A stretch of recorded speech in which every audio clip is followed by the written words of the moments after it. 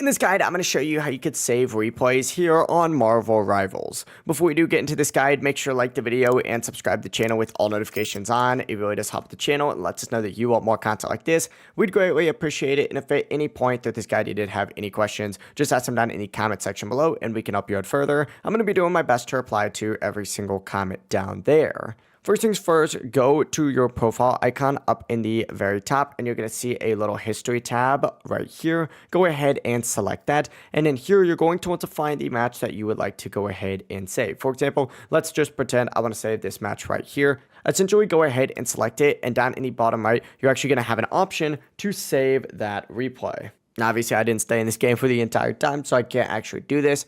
So make sure you're obviously doing one that you stay in the entire time, and you'll see like this little star icon. Essentially favorite it by clicking the star, and that's how you're going to save it. On console, you'll also see a save option. Select that, give the replay name if you want, and then confirm, and you'll see a message saying the replay has been saved to your favorites. But from here, all you have to do is go up to this little favorites tab up at the top, select match replays, and you'll see all of those replays that you saved. Whether it's saved highlights or saved match replays, both are going to be in here. Keep in mind, replays are not permanent though. As shown in game, replays may actually expire after version updates, meaning that they can be deleted automatically when the game updates. So if you want to keep your gameplay permanently, I recommend recording it externally using a screen recording software. If you only want to save highlights, select the highlight that you would like to go ahead and save, and then just go ahead and hit save on it or download the clip. On console, you could save it directly to your device storage, but if you plan on recording a lot of gameplay, using external storage can obviously help